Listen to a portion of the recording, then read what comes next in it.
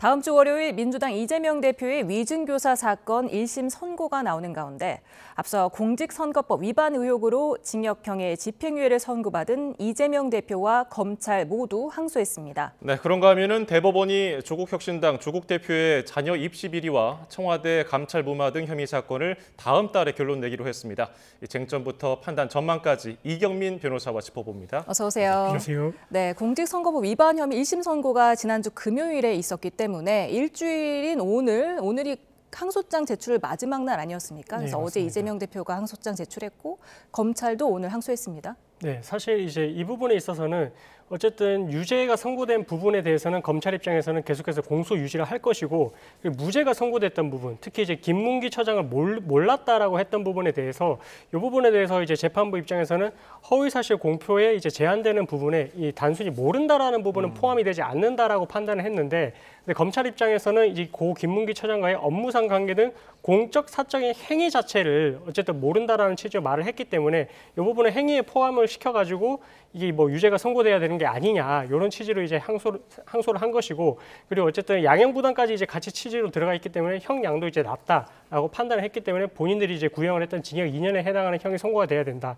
이런 취지에서 항소를 했다라고 보시면 될 것 같습니다. 예, 이 대표 측에서는 1심에서 유죄로 인정했던 그 고 김문기 전 처장 관련 골프장 사진 조작 관련 그 발언을 가지고서 좀 더 주장을 할 개연성이 높죠. 그렇습니다. 이 어쨌든 뭐 위법하게 수집된 증거라는 그런 주장도 이제 했었었고요. 예. 그리고 어쨌든 그 부분에 있어서는 허위가 아니다. 뭐 골프를 친 건 사실이라고 하지만 그 사진은 그날 친 사진이 아니다. 뭐 이런 식으로 이제 주장을 하면서 이 부분에 대한 인식도 없었다라는 취지로 이제 주장을 했었거든요. 예. 어쨌든 그 부분에 있어서는 뭐 유죄가 선고가 됐는데, 당연히 이제 이재명 대표 입장에서는 이 부분에서 유죄가 선고된 부분에 있어서는 다시 한번 사실관계에 대해서 항소심에서 다툴 수가 있고, 그래서 뭐 필요하다면은 추가로 뭐 증인을 신청을 한다든지 아니면 기존에 했었던 증인 신문 내용에 대해서 뭐 추가적으로 판단해야 될 부분이 있다라면은 그 부분에 대해서 문제 제기를 통해 가지고 다시 한번 뭐 재판부의 심리를 받아볼 것 같습니다.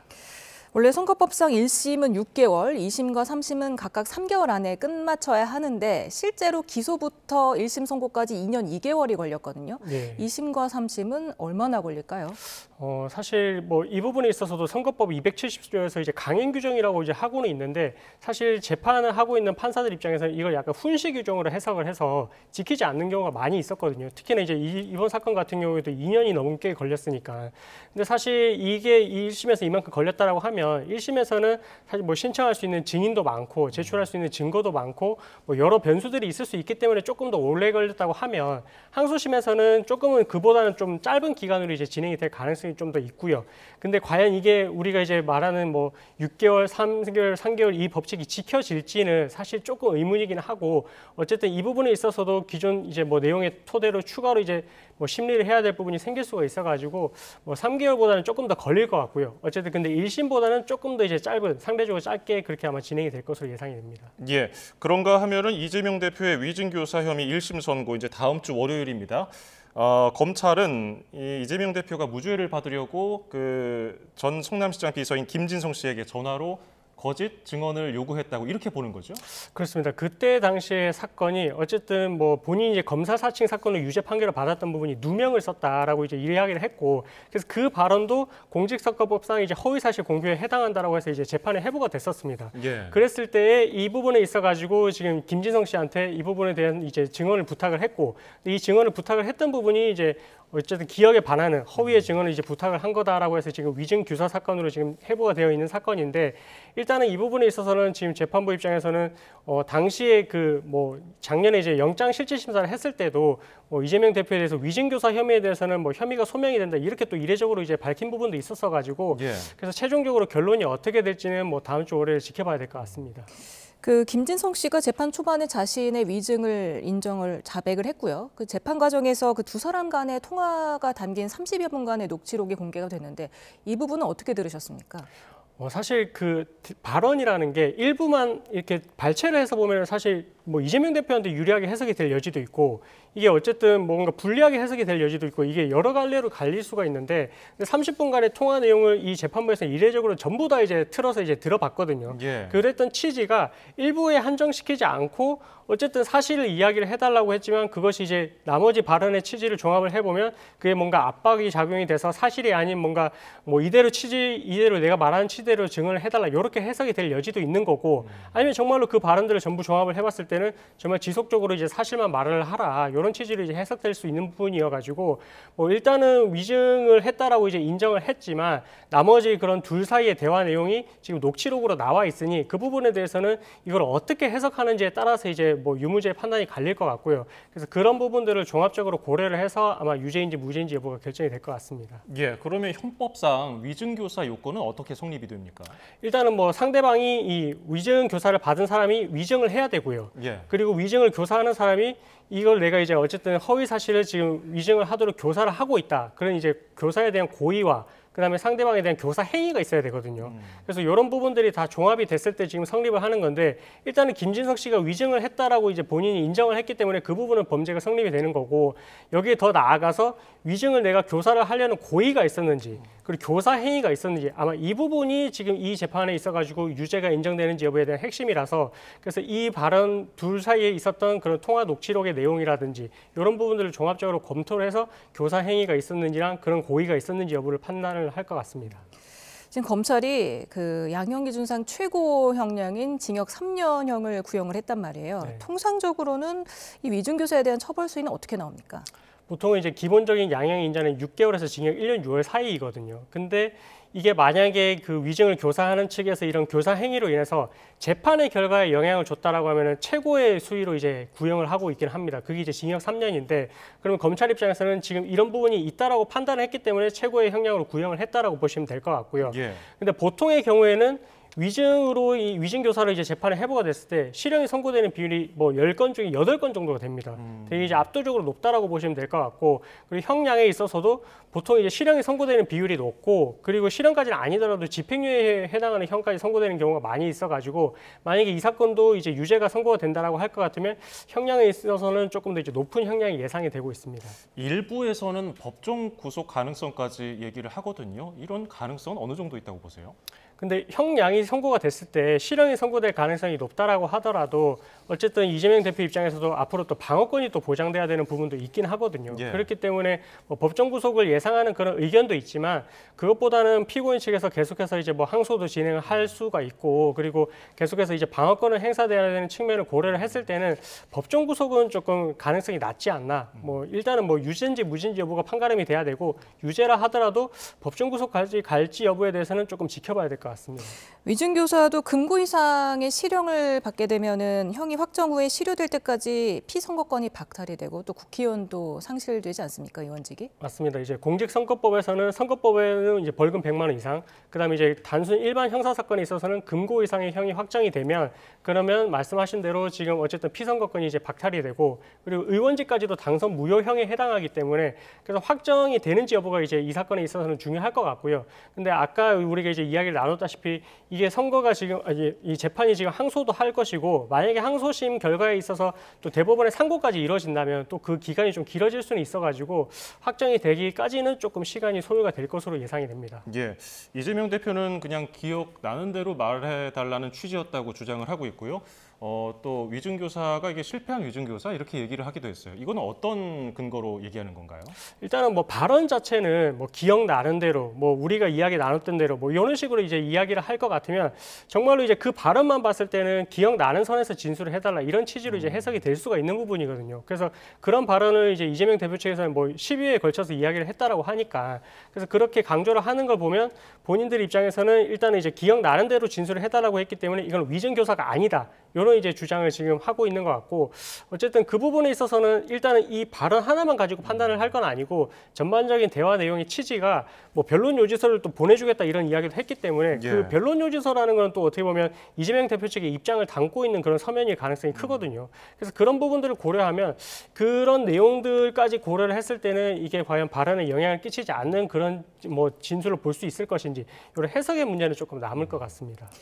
네, 지금 위증교사 사건의 생중계 여부도 사실은 주목을 받았었습니다. 그런데 선거법에 이어서 이 위증교사 재판도 생중계를 안 하기로 법원이 결정을 했거든요. 그 이유는 뭐라고 보십니까? 근데 이게 뭐 같은 중앙지방법원에서 이제 판단을 하는 거라서 사실은 이제 뭐 관련 사건의 지금 법익과 그다음에 뭐 사건의 좀 진행 과정 등을 고려를 했을 때 이제 뭐 일단은 생중계를 불허하는 게 맞다라고 판단을 했거든요. 그래서 공직선거법에 있어서는 뭐 생중계를 지금 불허를 했는데 이 위증교사 사건에 있어서만큼은 또 다시 뭐 생중계를 인정을 하고 이렇게 이제 볼 건 아닌 것 같아가지고 그래서 비슷한 맥락에서 일단은 사건이 진행되고 있고 아직은 뭐 1심 판결 선고 단계인 만큼 일단은 뭐 관련되는 법익을 고려를 했을 때 이걸 생중계를 했을 때 뭐 끼칠 수 있는 뭐 해악 아니면 불이익이 크다라고 좀 판단을 했기 때문에 이 부분에 대해서는 불허를 한 게 아닌가 이렇게 생각이 됩니다. 예, 이로써 이재명 대표가 받게 될 재판이 이제 5개로 늘어났어요.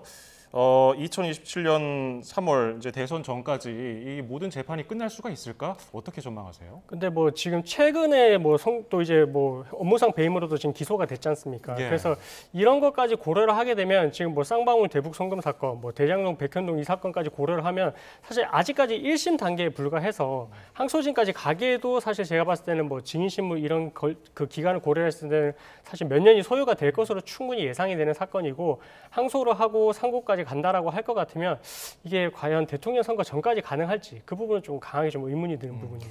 그 지금 국민의힘에서는 다음 주 월요일 이재명 대표의 선거 뒤에 정치자금법 위반을 추가로 고발하기로 했거든요. 이거는 어떤 겁니까?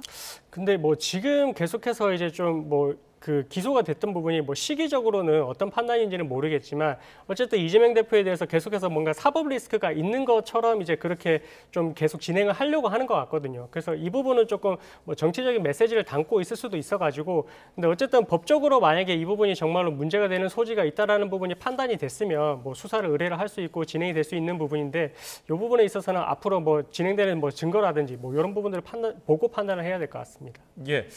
자, 다음 얘기도 해보죠. 자녀 입시 비리 그리고 청와대 감찰 무마 등 혐의로 1심과 2심에서 모두 실형 선고를 받은 조국혁신당 대표. 이 대법원 판단이 다음 달에 나옵니다. 12일로 예정이 돼 있는데요. 2019년이에요. 어느새 5년이 됐는데 주요 쟁점은 어떤 건지 설명해 주실까요? 일단은 뭐 유죄가 난 부분 있고 무죄가 난 부분이 있는데 일단 뭐 유죄가 난 부분에 있어서는 뭐 자녀 입시 비리에 대한 부분은 업무 방해가 될 수 있고요. 그리고 이제 그 지금 청와대에서 어쨌든 감찰을 무마한 행위 그 부분에 있어서도 지금 직권남용 권리 행사 방해 이 부분에 대해서는 이제 유죄가 선고가 된 사안입니다. 예. 근데 뭐 나머지 뭐 딸 장학금 수수라든지 이런 부분은 뭐 뇌물 수수 이런 부분에 대해서는 무죄가 선고가 됐는데 대법원에서는 일단 1심, 2심과는 다르게 사실관계를 판단을 하는 것은 아니고 법리적인 부분에 한정해서 이제 판단을 하게 되거든요. 그래서 이 부분에 있어서는 뭔가 이제 법리적으로 원심 법원에서 잘못된 판단을 한 게 있는지 이 부분에 한정을 해서 이제 대법원에서 아마 심리를 진행을 해왔고 그래서 그 부분에 대한 결과가 이제 다음 달에 이제 뭐 선고가 예정돼 있어가지고 그래서 만약 거기에서 뭐 원심에 대한 부분이 법리적으로 잘못된 판단을 했다라고 하게 되면 파기환송을 또 하게 됩니다. 예. 그럼 다시 또 2심으로 사건이 내려가서 또 심리가 진행이 될 수 있기 때문에 뭐 그런 걸 고려를 한다면은 반드시 대법원에서 확정이 된다라고 단정짓기는 어려울 것 같고 그래서 대법원 선고에 따라서는 다시 2심이 진행이 돼서 또 그 부분에 대해서 또 상고를 또 할 수가 있기 때문에 그런 거를 조금 더 고려를 앞으로 좀 지켜봐야 될 것 같습니다. 지금 1, 2심에서 모두 징역 2년의 실형이 선고가 됐습니다. 이대로 대법원에서 확정이 된다면 지금 수감 생활을 해야 되고요. 또 의원직도 잃게 되고 또 피선거권이 형 집행 종료 후 5년까지니까 7년 동안은 또 대선 출마도 못한단 말이죠.